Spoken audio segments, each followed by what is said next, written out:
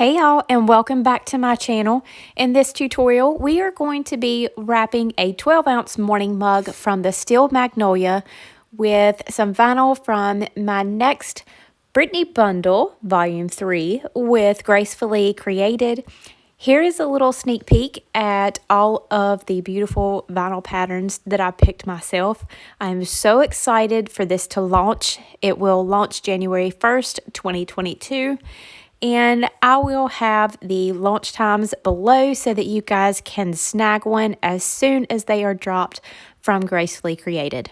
As always, she will be releasing these in white, as you see here, and in clear after the bundles are sold out. Once released individually, you just miss out on that awesome bundle price. But of course, if you miss it, no worries, you can get them individually. All right, so what I am doing here, I have my 12-ounce morning mug from the Steel Magnolia, and I just basically eyeballed it and measured out where I wanted the stripes to lay. We're going to do some false stripes using the vinyl. Once I have it cut the way that I like, I'm going to trim off about a 1/4 inch from the end, and I'm going to back that up against the handle and work my way around the tumbler using the hinge method to apply the vinyl. Now this vinyl is matte and it is removable, so it is extremely easy to lay down. If there are any mistakes, you can just lift it right up and replace it again. And it's not going to scratch really easy or anything like that, so I just use my finger to apply it. And as you can see, I just removed the whole backing and am able to stretch it around the cup. It did take me a couple tries on this one. You see that I pull it up and replace it again, but I stopped at the handle and we're going to just trim straight down those stripes. If you have a different kind of pattern, I would suggest cutting around a pattern, like if it's a flower or a heart, whatever it may be, cut around the pattern so that it looks seamless when you are trimming around the handle. Because I want as less as possible snagging around this handle so that I can properly trim it. After I trimmed the vinyl, I just pressed the strips as close to the handle as I could get it, and then took my craft knife and trimmed as I was pressing the vinyl down around the base of the handle. I removed any excess that I had trimmed off and repeated those steps with that second top strip.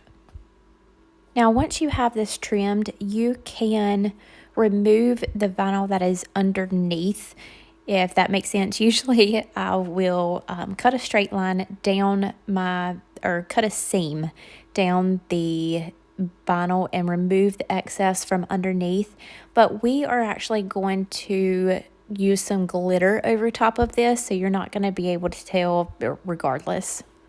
Once that is finished, I'm going to use the heart pattern vinyl and repeat those steps for the top portion of the mug.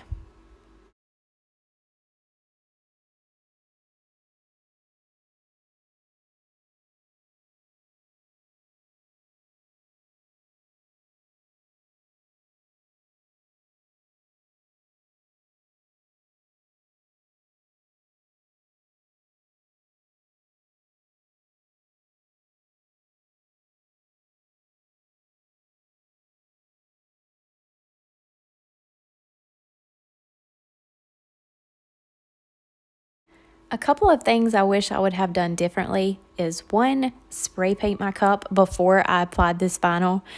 I wasn't thinking about having to paint the handles, and when doing a straight tumbler without the handle, I usually just apply the vinyl really quickly, save on the spray paint, and tape off the bottom and spray it that way. But in this case, it would have been much more helpful to spray before I applied the vinyl, because I had to tape the whole thing off, fine-tune around the handles, and then spray paint.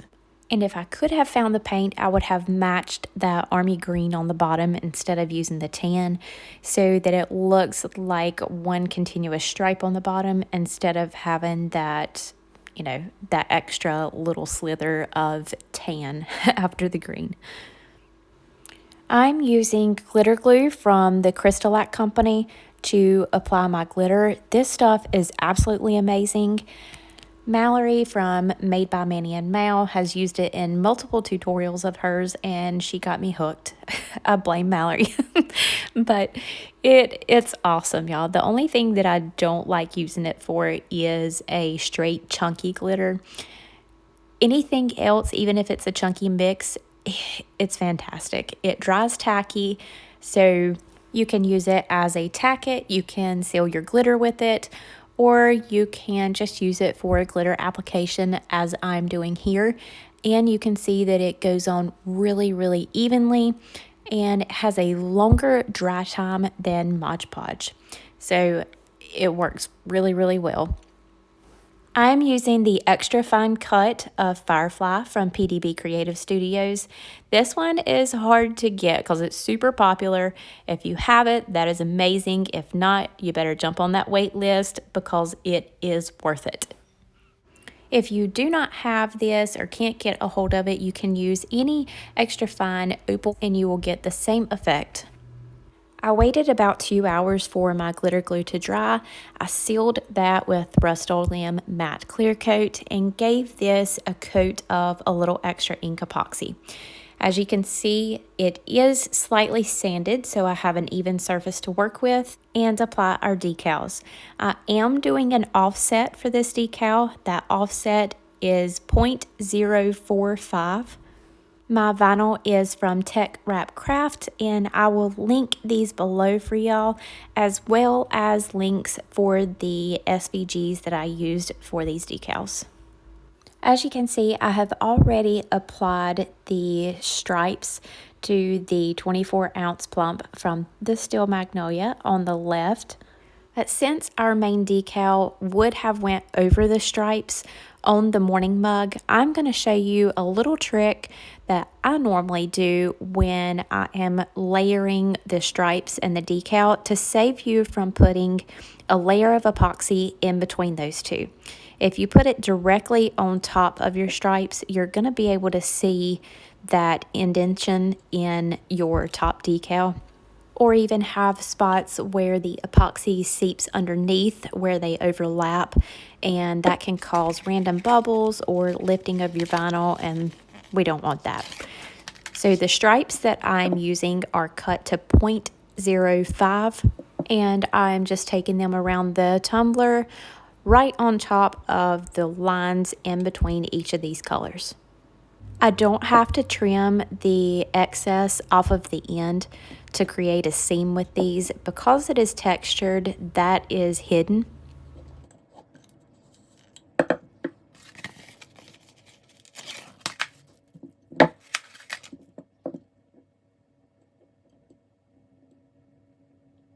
If you want to be able to seal your vinyl, just to take an extra precaution, just make sure that you put at least 2 coats of epoxy on your tumbler and sand in between so you have a nice smooth shiny surface, and then you can cover it with Rust-Oleum matte clear, and that will seal in your vinyl and help you prevent any lifting.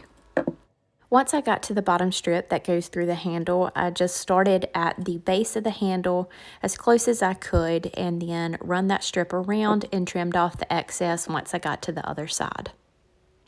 Now, if you choose to trim the excess away, as I'm going to show you here, make sure that your vinyl is really pressed down in between the letters that you are going to be leaving on your cup. You don't want those to come off because you don't want to have to replace them and it get a little wonky in between and not look seamless. All I am doing is taking my craft knife and I am trimming up against my decal and removing the vinyl strips in between. And the only person that will know that you did not put a layer of epoxy in between your stripes and your main decal is you, because it looks exactly the same. It's just a little hack to avoid putting an additional layer of epoxy on your tumbler. I'm going to skip forward a little bit so y'all don't see me picking all the little pieces off. But here is the finished result, and I'm just going to take this and apply 2 coats of a little extra ink epoxy, allowing it to dry about 3 to 4 hours in between those coats. A little extra dries really fast, and with my room being about 75 to 78 degrees, I'm able to do a second coat on my tumbler after about 4 hours. When applying the epoxy, I'm not using too much pressure because, again, I was unable to seal since I had sanded my tumbler. So I'm just being really light with it. I'll run over it lightly with the torch to pop any micro bubbles.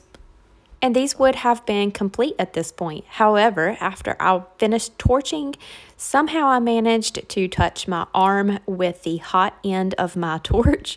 It made me jump. I hit the table and knocked over a cup of Queen Bee from PDB Creative Studio. It's always eventful in the craft room of Brittany Barnes. I scraped a lot of it off and just rubbed the rest in and called it a happy accident. I really love how they turned out. And if you would like to see more ways to use patterned vinyl, check out my past tutorials. And don't forget to join our Facebook group. I share lots of tips and tricks in there, as well as some small clips on how I wrap my tumblers with this vinyl. Like and subscribe to the channel, and don't forget to hit the bell to make sure that you are notified anytime a new tutorial drops. That is all for today. Thank y'all so much. Bye.